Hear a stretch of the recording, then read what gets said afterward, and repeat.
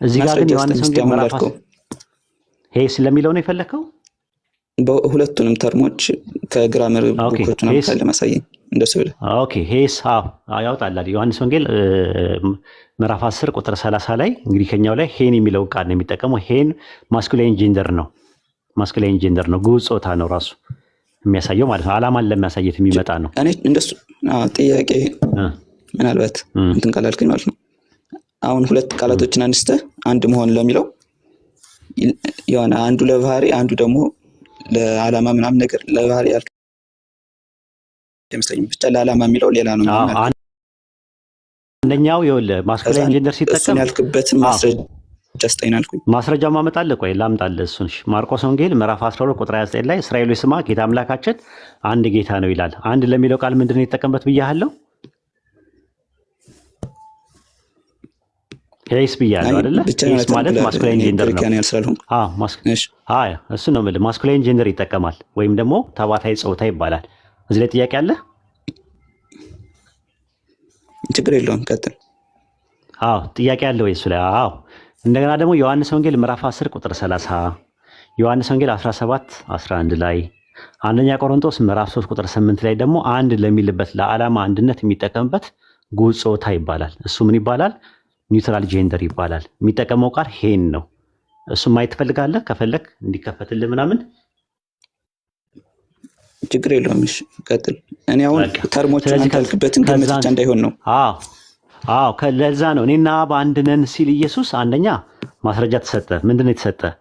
እኔና አንተ አንድ እንደሆንን እንደኛ አንድ እንዲሆኑ ሲል 12ቱ ሐዋርያት በምን አንድ እንደሆኑ ማጥናት ነው የሚያስፈልገው። በምንድን ነው አንድ የሚሆኑት? እዛ ጋር ከቃላቸው የተነሳ አንድ እንዲሆኑ ይላል 17:20 ላይ አየው። በዓላማ አንድ መሆናቸው የምናውቀው ከቃላቸው የተነሳ አንድ እንዲሆኑ አለ። ዮሐንስ ወንጌል ምዕራፍ 14 ቁጥር 24 ላይ ደግሞ የምትሰሙት ቃል የላከኝ እንጂ የኔ አይደለምና አለ። ስለዚህ ከቃላቸው የተነሳ ወደ ሌላ እንሂድ። ኤግዛምፕሉን ነው የሰጠው፣ ወደ ሌላ ነገር አይደለም። ዮሐንስ ወንጌል ምዕራፍ 14 ቁጥር 24 ላይ ደግሞ ከቃላቸው የተነሳ አንድ እንዲሆኑ ስለሚል አብና ወልድ ከቃላቸው የተነሳ አንድ ስለሆኑ የዓላማ አንድነት ነው ያላቸው ነው ያልኩ። አንተ ደግሞ የዓላማ አንድነት አይደለም ያላቸው፣ በዚህ ነው አንድነት ያላቸው የሚለውን ማስረጃ ትሰጠናለህ። እሺ አመሰግናለሁ። እንደሚለው ለምሳሌ አንተም አሁን ያወዳደርክበት ነው እኔና አብ አንድ፣ እኔና አንተ እነሱም አንድ እንዲሆኑ ሲል እኛ አንድ እንደሆንን እንደምትለው ቃል አንተ ራሱ የሥላሴ እሳቤ ከሚለው መጽሐፍ ላይ እንደገለጽከው እንደሚለው ተሳገግስ የተወሰነ መመሳሰልን ለማመልከት የሚገባ ነው ብለሃል። የተወሰነ ሙሉ ለሙሉ አላልክም። ስለዚህ ይሄን ትስማማለህ? ስለዚህ ሐዋርያቱ በቃል ሆነ በዓላማ አንድ ሆኑ ማለት እና እንደምትለው አያያዘቻቸው ማለት አብና ወልድም እንደምትለው አንድ የምትለዋን ነገር ነው ለመተንተን የመጣችው። እንደ በተወሰነ መመሳሰል ያልኩት እሱን ነው እንጂ አብና ወልድ ማለት አብ ማለት አምላክ ነው፣ ወልድ ማለት ደግሞ ሰው ነው። አብና ወልድ በዓላማ ነው አንድ ሊሆኑ የሚችሉት እንጂ ወልድ ማለት ሰው ነው ያለው ማን ነው? አንዴ ራሱ ኢየሱስ ወልድ ማለት ሰው ነው ብሏል። ወልድ ማለት ሰው ነው። ወልድ ማለት ልጅ አይደል? ወልድ ማለት የቃሉ ትርጉም አይደለም። ወልድ ማለት ያልኩ እኮ የቃሉን ትርጉም አይደለም። የወልድ ማለት ስናብራራው ኤክስፕላኔሽኑ ወልድ የሚባለው ከድንግል ማርያም የተወለደው ሰው ነው እያልኩ ያለሁት እንጂ ወልድ የሚለው የግዕዝ ቃል ትርጉሙ ምንድን ነው አይደለም። እሺ መልካም። መቼም ከድንግል ማርያም ከተወለደ በኋላ ብቻ አይደለም ወልድ መባል የጀመረው ምናምን አትልም አይደል? እሱን ካላመንክ ችግር የለም። ነው ከድንግል ማርያም ከመወለዱ በፊት ወልድ አልነበረም። ወልድ የሚባል ነገር አልተባለም። ወልድ የሚል ቃል እስቲ አምጣነሰ። ኢየሱስ ከድንግል ማርያም ሲወለድ ነው ወልድ የተባለው አይደል? ልጅ የተባለው ከዛ በፊት አልተባለም። እስቲ ካለ ትሰጠኛለህ። መጽሐፈ ምሳሌማ ይሰጣሉ። ችግር የለም። አሁን እንቀጥል። እና ችግር የለም። አውጣው እስቲ የቱ ጋር ነው? መጀመሪያ እንቀጥል። ይሄን ጨርስ እንዴ ርዕስ ማን ቀይር እኮ የለም። እሱን ነው እኮ የምልህ እኮ በትንቢት ደረጃ ስንጨርስ ይሄን አስታውሰኝ። ስንጨርስ አስታውሳለሁ። ራስህ እኮ ነው ወደ ሌላ ነገር የምትሄደው። እሺ ዮሐንስ ወንጌል 10:30 ላይ ግባና እኔና አብ አንድ ነን ሲል አንተ ነህ እኮ ወደ ሌላ ሄድከው። ራሱ ወልድ ማለት ምን ማለት ነው የሚለው ሰው ወልድ ሰው ነው አልኩ። አብ ደግሞ አምላክ ነው፣ መለኮት ነው። መለኮትና ሰው ደግሞ እሺ ቀጥል። አሁን ያዘኝና ሰው ነው ወልድ ሰው መሆኑን ማስረጃ ልስጥህ። ወልድ አምላክ መሆኑንም ማስረጃ እሰጥሃለሁ፣ ችግር የለውም። ስማ ትሰጠኛለህ። እኔ ግን ሰው መሆኑን ማስረጃ ልስጥ መጀመሪያ። ስለዚህ እዚህ ላይ መጀመሪያ እንጨርስ። እኔና አብ መጀመሪያ አምላክነቱን ያሳያል ብዬ ነው ያመጣሁት። አይደለም አያሳይም ነው የምልህ። ለምን? ምክንያቱም አንደኛ ህይወት ሰጪና ህይወት ተቀባይ አንድ። አዎ ለዛ ነው የምልህ ሰውና አምላክ በዓላማ እንጂ በመለኮት አንድ ሊሆኑ አይችሉም። ዮሐንስ ወንጌል ምዕራፍ 10 ቁጥር 40 ላይ ከአምላክ ሰምቼ የነገርኳችሁ ሰው ይላል። ስለዚህ ከአምላክ መጥቶ የነገረን ሰው ስለተባለ እኔና አብ አንድ ነን ሲባል አምላክና መለኮትና ሰው አንድ የሚሆኑት በዓላማ እንጂ በመለኮት አንድ ሊሆኑ አይችሉም። ሰው ፍጡር ነው፣ መለኮት ደግሞ ያልተፈጠረ ሙሉ የሆነ ፈጣሪ ነው። ሁለት የተለያዩ ለየቅል የሆኑ ምንነቶች ናቸው። መልካም ሀሳብ ልስጥ እዚህ ላይ አሁን ካልከው ላይ ችግር የለውም። ወልድ አምላክነቱን ቁልጭ አድርጌ ያሳያለሁ፣ ችግር የለውም። ግን አሁን ዮሐንስ 10:30 ላይ ያወራን ስላለ አመንልኝና መጀመሪያ ሰው መሆኑን ወልድማ እኮ ከድንግል ማርያም ስጋ ነስቶ እኮ ሰው ሆኗል። እኮ ግልጽ የሆነ ነገር። ስለዚህ በቃ ልክ ነኝ ማለት ነው። ሰውና አብ ግን ሙሉ ለሙሉ መለኮት ነው። ሰውነት ሩቅ ብእሲ አይደለም። አለቀ። ሩቅ ብእሲ አይደለም። አሁን ይኸውልህ ቆይ ማነህ አብ መለኮት ነው በሚለው ተስማምተናል። ወልድ ሰው መሆኑን ካመንክልኝ ዮሐንስ ወንጌል ቆይ አንዴ ዮሐንስ ወንጌል ምዕራፍ 8 ቁጥር 40 ላይ ከአምላክ ሰምቼ የነገርኳችሁ ሰው ነኝ ብሏል። ሐዋርያት ሥራ ምዕራፍ 2 ቁጥር 22 ላይ ደግሞ የናዝሬቱ ኢየሱስ በድንቅና በታምራት ከአምላክ ዘንድ ለእናንተ የተገለጠ ሰው ነው ተብሏል። ስለዚህ ኢየሱስ ሰው መሆኑን ከተረዳን ሰውና አምላክ የዓላማ አንድነት እንጂ የሚኖራቸው የመለኮት አንድነት አይኖራቸውም። እኔና አብ አንድ ነን ሲል እኔ ያለው ሰው ነው። ዛጋ አብ አንድ ነን የሚለው ነገር አለ። እሺ ቀጥል። እሺ ላውራ አሁን አውራ ችግር የለውም። ይሰማሉ? እሺ ትሰማለህ፣ በደንብ ነው የምትሰማው። አሁን ዮሐንስ 17 ላይ ይሄድ ነው እንደምትለውን ቃል ለማውራት ነው። እንደምትለው የተወሰነ መመሳሰልን ያሳያል ራስም እንዳልከው። ስለዚህ አሁን እዚህ ላይ ሰውና አምላክ እኔና አንድ ነን ሲል የዓላማ ነው እንጂ ሌላ ምንም አያሳይም ብለናል። ይሰማሉ አይደል? አያሳይም። አዎ ይሰማሉ? ትሰማለህ፣ በደንብ ትሰማለህ። ስለዚህ ዮሐንስ 10:30 ላይ እኔና አብ አንድ ነን ያለው በዓላማ ለመሆኑን አሳያለሁ። በኮንቴክስቱ ችግር የለውም አይደል? ትፈቅድልኛለህ?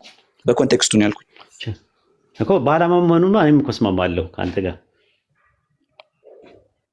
አይ እኔ በዓላማ ብቻ አይደለም ነው የምለው። እሺ አንዴ ላሳይ።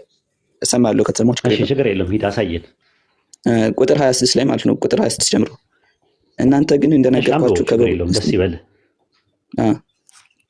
ችግር የለም። እሺ እናንተ ግን እንደነገርኳችሁ ከበጎቼ ስላልሆናችሁ አታምኑ። በጎቼ ድምፄን ይሰማሉ፣ እኔም አውቃቸዋለሁ ይከተሉኝማል አለ። በጎቼ ድምፄን ይሰማሉ፣ እኔም አውቃቸዋለሁ ይከተሉኛል። እዛ እኔም የዘላለም ሕይወትን እሰጣቸዋለሁ። የዘላለም ሕይወት መስጠት የሚችለው ማን ነው? አምላክ ብቻ ነው ወይስ የዘላለም ሕይወት? የዘላለም ሕይወት ምንድን ነው? አዎ የዘላለም ሕይወት ምንድን ነው የሚለውን ነገር ማወቅ መቻል አለብህ ማለት ነው። ዮሐንስ ወንጌል 17:2 ላይ አንድ ጊዜ ያወጣለት የዘላለም ሕይወት ምንድን ነው? ኢየሱስ የሚሰጠው የዘላለም ሕይወት እስቲ አንድ ጊዜ ያወጣለት። ዮሐንስ ወንጌል ምዕራፍ 17 ቁጥር 2 ላይ የዘላለም ሕይወት የሚሰጠው ኢየሱስ የሚሰጠው የዘላለም ሕይወት ምን እንደሆነ መጽሐፉ እንዲያብራራ መፍቀድ መቻል አለብን። ዮሐንስ ወንጌል ምዕራፍ 17 ቁጥር 2 ላይ ተከታተለኝ። ቁጥር 2 ላይ ኢየሱስም ተናግሮ ወደ ሰማይ ዓይኖቹን አነሳ እንዲህ አለ፣ አባት ሆይ ሰዓቱ ደርሷል፣ ልጅህን ያከብር ዘንድ በስጋ ሁሉ ላይ ስልጣን ስለሰጠው ለሰጠው ሁሉ ተመልከት፣ ለሰጠው ሁሉ አለ።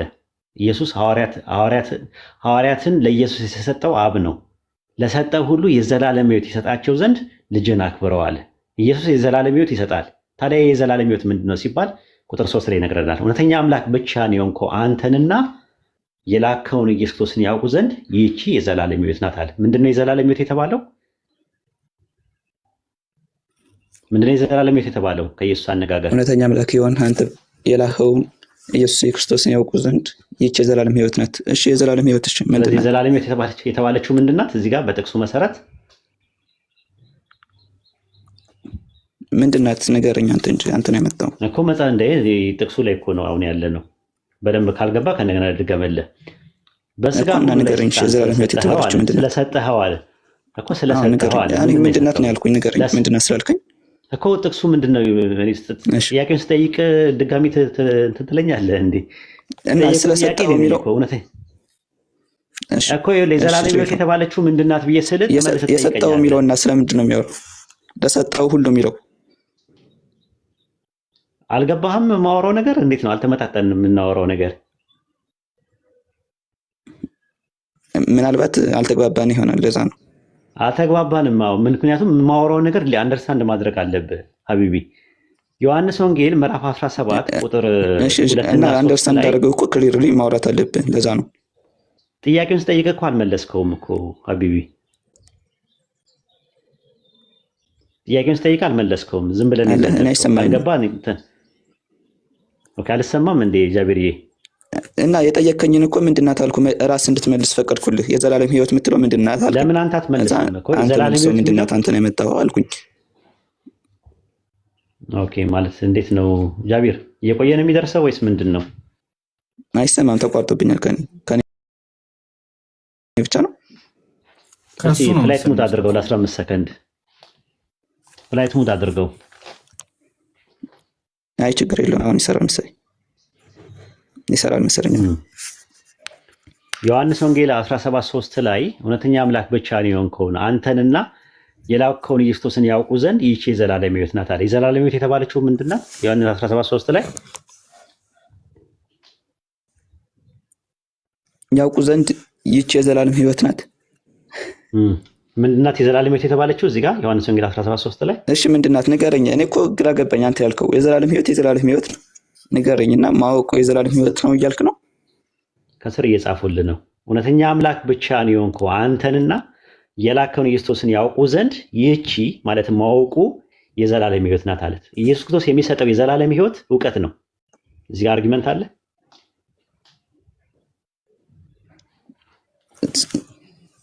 አሃ መልካም፣ እሺ ችግር የለውም።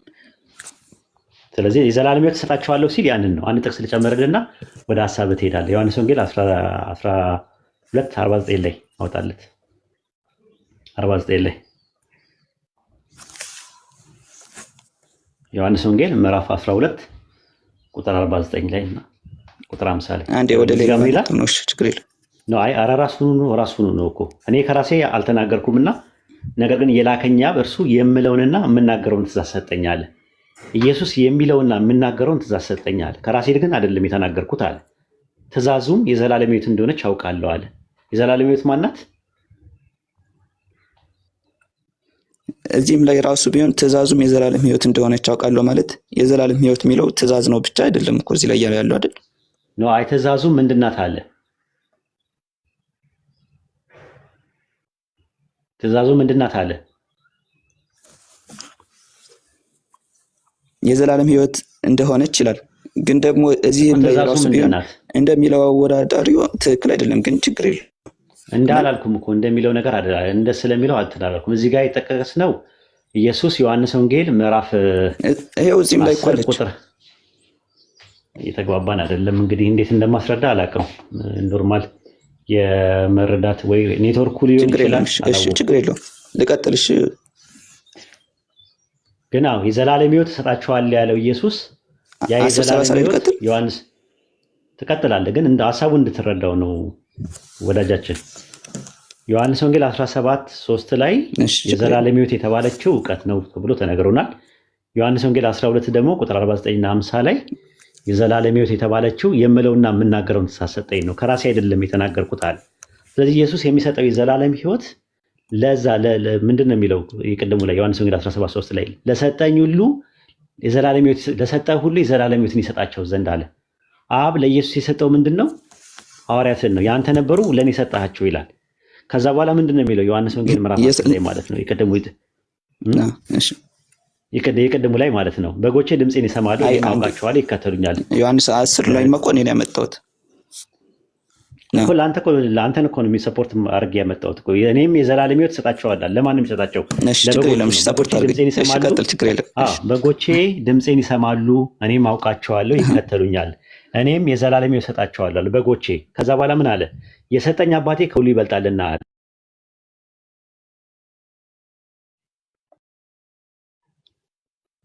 አንዴ እሺ፣ ከዚህ በፊት እሺ፣ አንዴ እሺ፣ ምን እንደሰጠው አብ ለወልድ የሰጠው ምን ነው? እኔ የዘላለም ሕይወትን ሰጣቸው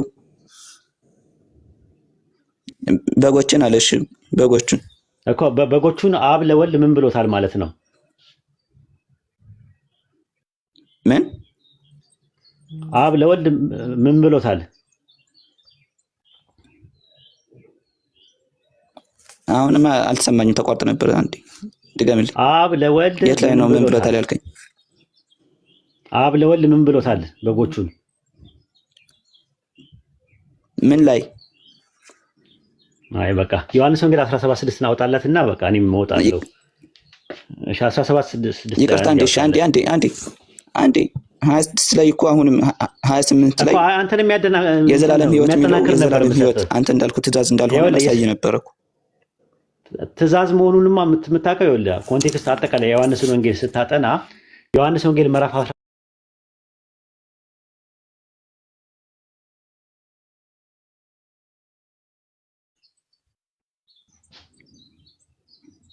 እሺ በጎቹን ያንተ ነበሩ ለእኔም ሰጣቸው አለ።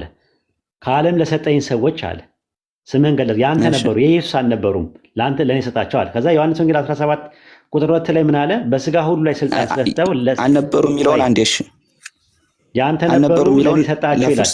ላፍርስ አንዴ። ቆይ አይደለም፣ ሌላ ቦታ አትሂድ።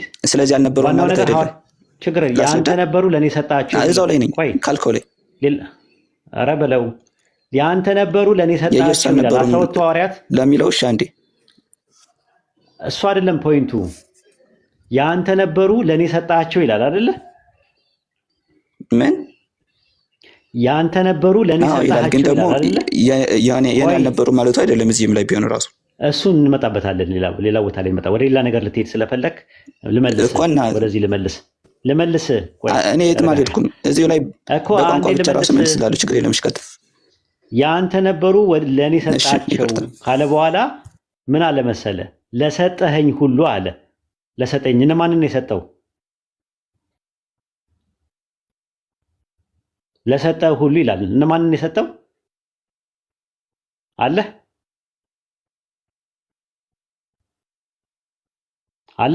ቆራረጠብኝ ነው፣ ይቅርታ አንዴ። ለሰጠህ ሁሉ የዘላለም ሕይወት ይሰጣቸው ዘንድ ለሰጠህ ሁሉ አለ የዘላለም ሕይወትን ይሰጣቸው ዘንድ ልጅህን አክብረው አለ። ለሰጠህ ሁሉ ይላል። የሰጠኸው የሚለው እነማንን ነው? በጎቹን ነው አይደለ? እሺ ምን ይሰጣቸው ዘንድ አለ ለበጎቹ? እሺ ሐዋርያቱ ምናምን። እሺ ይሁን። ለበጎቹ ምን ይሰጣቸው ዘንድ? የዘላለም ሕይወት። እሺ ያ የዘላለም ሕይወት ምንድን ነው አለ? ቁጥር 3 ላይ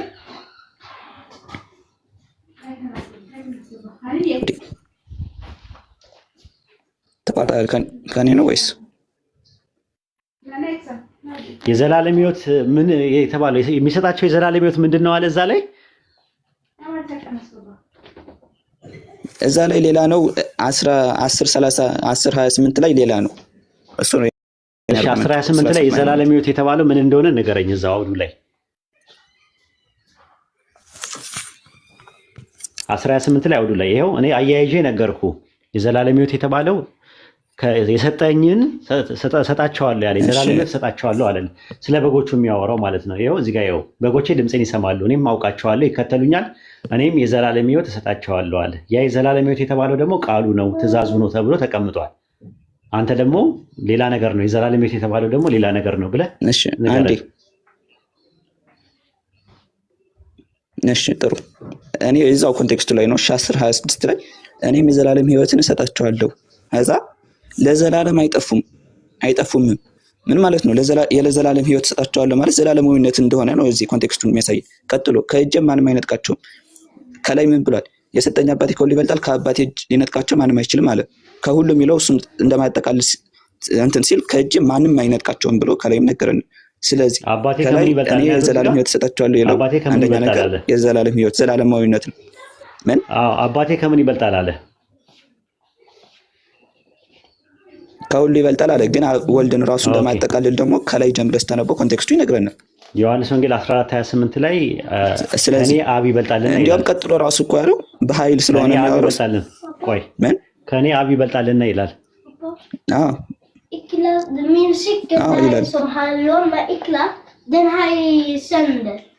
ከኔ አብ ይበልጣልና ይላል። እዚህ ላይ ግን እዚህ በሚያወራበት ሴንስ ግን አይደለም ከኔ አብ ይበልጣል ያለው። ሁሉ በሚለው ኮንቴክስት እንትን አንበል እኮ ኮንቴክስቱም ስትመለከተው አባቴ አይካተትም። በዚህ ኮንቴክስት ውስጥ ከሁሉም ይበልጣልን አይደለም የሚለው አባቴ ከሁሉም ይበልጣልና አለ።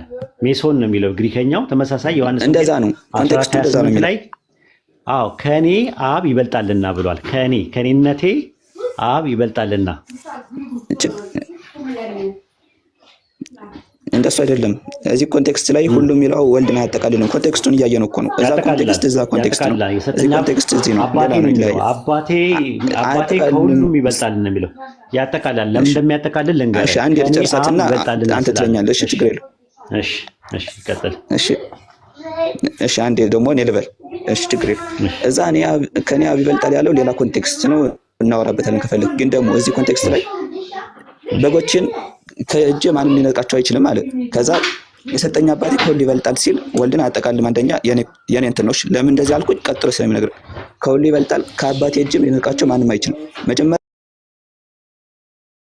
ከእጄ ማንም ምን ያለው ማንም የምትለው አብን እንዳላጠቃለለችው የሰጠኝ ሁሉ ከሁሉ ይበልጣል ብሎ ከአባቴ እጅም ለማንም ሊነጥቃቸው አይችልም የሚለው ወልድን አያጠቃልልም። ስለዚህ ቀጥሎ እኮ 30 ላይ እኔና አብ አንድ ነን ያለው ስለ እጅ የሚለው እዚህ ኮንቴክስት ላይ ምንድነው የሚያወራው? ምንድነው ስንል ኃይል ነው። ምክንያቱም ራሱ መጽሐፍ ቅዱስ ኃይል እንደሚያሳይ እረኝነት ነው የሚያሳየው። እኔና አብ አንድ ነን ያለው አንተ ያልከው እንዳያስኬድ ያደርጋል። አይደለም እጅ የሚለው ጥበቃ ነው የሚያሳየው። እሱ ዮሐንስ ወንጌል 17 ላይ አይደለ? አዎ ጥበቃ ነው የሚያሳየው። ቆይ ላሳየህማ። ዮሐንስ ወንጌል አንዴ እዚህ ኮንቴክስት ላይ ያወራው ተመሳሳይ ነው። ማንም ሊነጥቃቸው ይችላል። ጸጥ ብዬ እንዳዳመጥኩ ቆይ አንድ ጊዜ እንዳዳመጥኩ ደግሞ አንተ ደግሞ አዳምጠኛ። ዮሐንስ ወንጌል ምዕራፍ 17 ቁጥር 11 ላይ ገባ። ቁጥር 11 ላይ ማለት ነው ምን ይላል? ከዚህ በኋላ በዓለም አይደለሁም፣ እነርሱ በዓለም ናቸው፣ እኔም ወደ አንተ እመጣለሁ። ቅዱስ አባት ሆይ እነዚህ የሰጠኝ እንደኛ አንድ እንዲሆኑ በስም ጠብቃቸው አለ። ስለ ጥበቃ ሲያወራ ማለት ነው። አየው፣ ከእነርሱ ጋር በዓለም ሳለው የሰጠኝን በስም እኔ ጠብቃቸው ነበር አለ። ማን ነበር ሲጠብቅ የነበረ?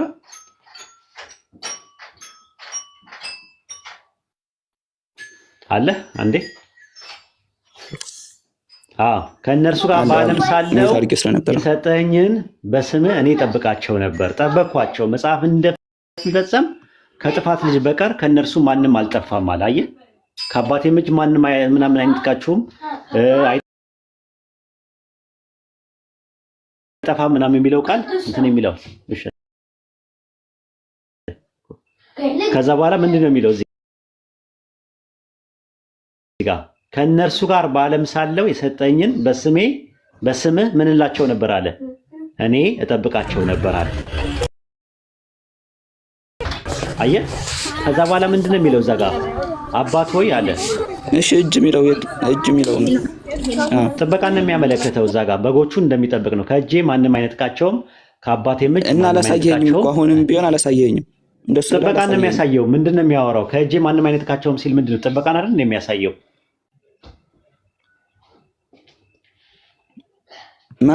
እጅ የሚለውን ነው ያልኩኝ እኔ።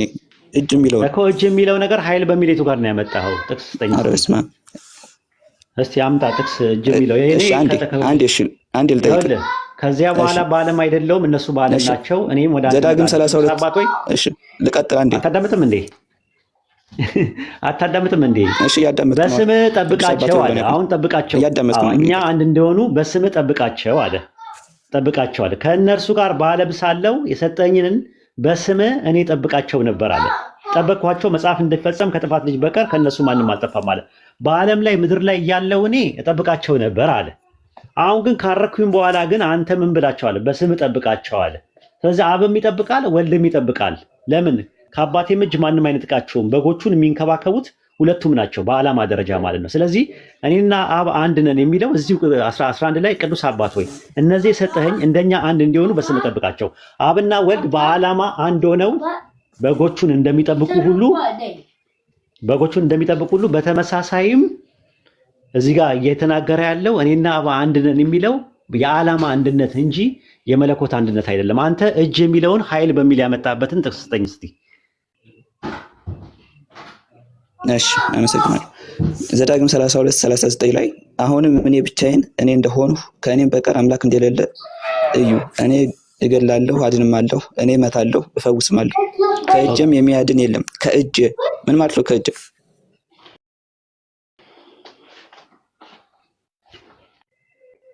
አትሰማም? ከኔ የሚያድን የለም፣ ከኔ እጅ የሚያድን የለም አለ። ምን የለም ከኔ የሚያድን የለም። አትሰማም? ሰማለሁ፣ በደንብ ሰማለሁ።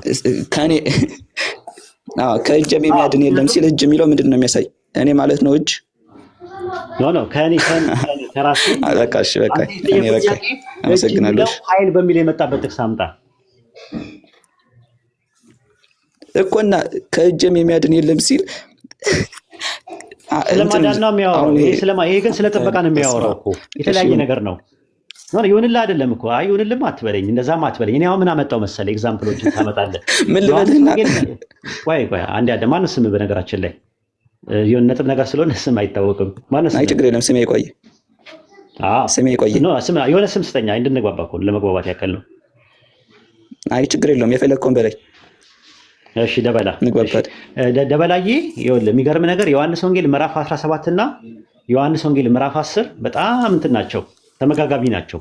ራሱ ዮሐንስ ወንጌል ምዕራፍ 10 ላይ ያለውን ነገር ስለ በጎች ይናገራል፣ ስለ እረኛ ይናገራል፣ ስለ አንድነት ይናገራል። እያንዳንዷ ነገሮች በአጠቃላይ ዮሐንስ ወንጌል 17 ላይ ይፈታልናል። አሁን ዮሐንስ ወንጌል 17 ላይ ስትመለከተው ምንድን ነው የሚለው? ቁጥር እንትን ላይ ማለት ነው 11 ላይ ከዚህ በኋላ በዓለም አይደለሁም፣ እነሱ በዓለም ናቸው የሰጠኸኝ፣ እኔም ወደ አንተ እመጣለሁ። ቅዱስ አባት ሆይ እነዚህ የሰጠኸኝ እንደኛ አንድ እንዲሆኑ በስም ጠብቃቸው አለ።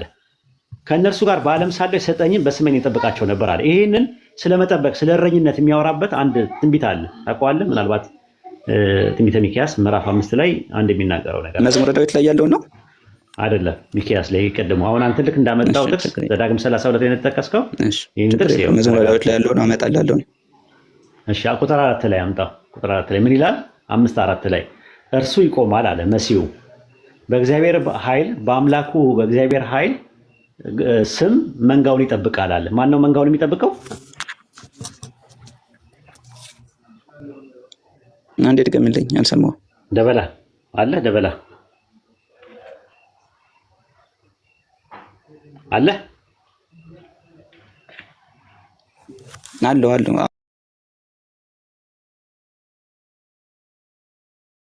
አሁን ተሰምቶኛል። እሺ ምን ነበር? ሚክያስ ምዕራፍ 5 ቁጥር 4 ላይ እርሱ ይላል መሲሁ በእግዚአብሔር ኃይል በአምላኩ በእግዚአብሔር ስም ግርማ መንጋውን ይጠብቃል አለ። ማን ነው የሚጠብቀው? ቴንክ ዩ በጣም እንዲያው ማን ነው የሚጠብቀው? ምን ማን ነው የሚጠብቀው? ይቆረጣል፣ ማርያም ይቆረጣል። ቁርጥርጥ ያለ ማን ነው የሚጠብቀው? ማን ነው የሚጠብቀው ነው የሚለው እርሱም። እሺ አንዴ እሺ እርሱም ይቆማል በእግዚአብሔርም ኃይል በአምላኩ በእግዚአብሔር ስም ግርማ መንጋውን። እሺ እንትኑ አያሳይም። ይጠብቃል አለ አይደል?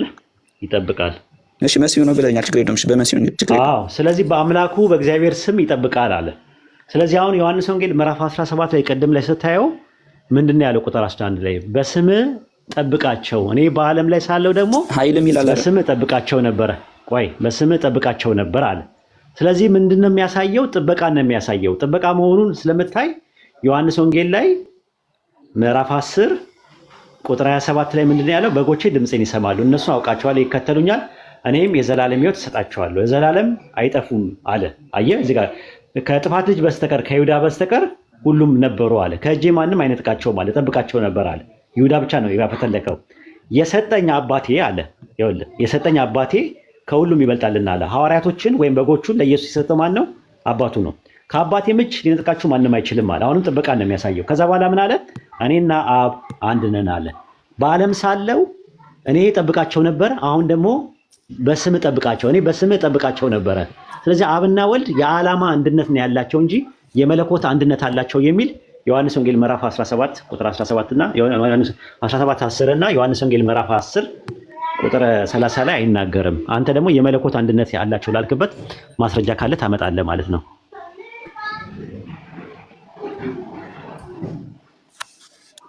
አሁንም ቢሆን በደንብ አልሰማሁም፣ ግን ችግር የለውም። እሺ ችግር የለውም። ይሄን ይመስላል ጃቢሮ ወይ ኡስታዝ በቃ እኔ ምልጣ ገናንን ግን አንዴ መቀጠል እንችላለን። ምኑን ገናንን የመለኮት አንድነት አላመጣም እኮ ካፈራረስኩት እኮ በደቂቃ በሰከንድ አፈራረስኩት። ምንም የተረፈ ነገር አለ? ምንም እኮ አልፈራረስም። ገና እኮ ዮሐንስ ወንጌል ምዕራፍ 10 ቁጥር 30 ላይ ያለውን የዓላማ ነው ብዬ ማስረጃዎችን ደረደርኩልህ። አንተ ደግሞ በመለኮት አንድነት ነው የሚልበትን አምጣ ካለ ያመጣቸው እና ሁሉም ቢሆን በፋላሲ የተሞሉ እንደሆነ እኮ እኔም አብዛኛውን እኮ ፍርሽላለሁ ነው። አላመጣማ ምን ፋላሲ ነው ብለህ ፋላሲ ነው ጸጽ ነው ያልክበት ምንም ነገር ያሳየው ነገር የለም። አንደኛ ነገር። ሁለተኛ ነገር እኔ ኮንቴክስቹዋል አፕሮች አምጥቻለሁ፣ ቴክስቹዋል አፕሮች አምጥቻለሁ፣ ግራማቲካል አፕሮች አምጥቻለሁ፣ ሊንጉስቲካል አፕሮች አምጥቻለሁ። አንተ ምንም ያመጣው ነገር የለም። ስለዚህ ዮሐንስ ወንጌል ምዕራፍ 10 ቁጥር 30 ላይ ያለው ጥቅስ ለኢየሱስ አምላክነት ማስረጃ መረጃ መሆን አይችልም እንደሚለው የለም እኮ ዮሐንስ ወንጌል 10:30 ላይ ነን አሁንም ያለ ነው። ዮሐንስ ወንጌል 10:30 ላይ ኢየሱስ አምላክ ስለመሆኑ ምንም ማስረጃ የለም። የለም ምንም ነገር አላገኘንም። የለም አላገኘንም። ምንም አላመጣም። እስካሁን እየጠበቅን ነበረ። ምንም እኔ አብነኛ አላለም ኢየሱስ ኦሊዘሶች እና ኢየሱስ እዚህ ላይ ኃይል እንደሚያሳይ እና የለም እንደዛ አላመጣህም እኮ እጅ የሚለው በኃይልን በሚል የመጣበትን ጥቅስ አላመጣህም። ያንተ የራስን ኢንተርፕሬት ዘዳግም 32 ላይ ገባ የለም እንደዛ የሚል እጅ ኃይል ነው ብለህ የራስን ትርጉም ነው የሰጠው። አንድ ኤግዛምፕል ልስጥ እስቲ። ሞትና ህይወት የራስን አይደለም አንተ ነው የራስን የሰጠው። ሞትና ህይወት በምላስ እጅ ናቸው ይላል። ምን ማለት ነው ትርጉሙ?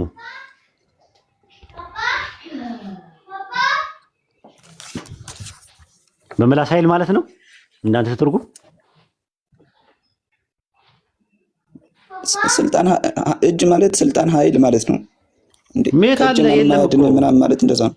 እና ምላስ ስልጣንና ስልጣን አለው እያልክ ነው? ምላስ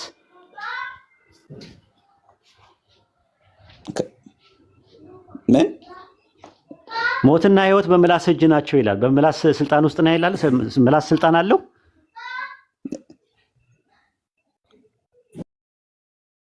ቁጥጥር ማለት እኮ ነው አይደል? ቁጥጥር ማለት ግን ጥበቃ እንዳልኩ አይደል?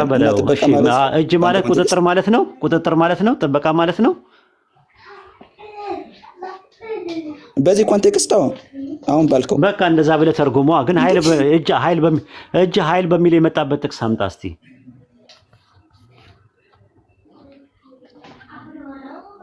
አትሰማም? ለማንኛውም ኧረ እሰማለሁ በደንብ። አልሰማም ያጀማ እሺ ትሰማለህ ኡስታዝ? እሱ ጋር ነው ኔትወርኩ።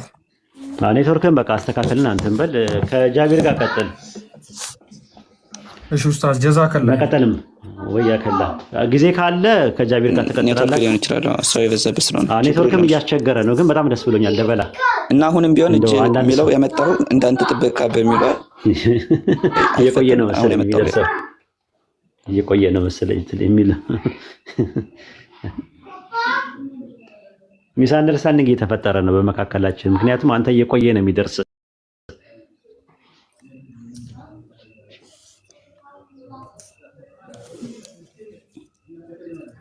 ኦኬ ጃቢርዬ ጀዛከላ ኸይረን ጀዛ። እናመሰግናለን። እንደበላ መቀጠል ትችላላችሁ እናንተ ማለት ነው። እሺ ኡስታዝ ጀዛከላ ኸይር። አላህ ይጠብቅህ። ደበላ ከቻልክ ወርደህ ግባ።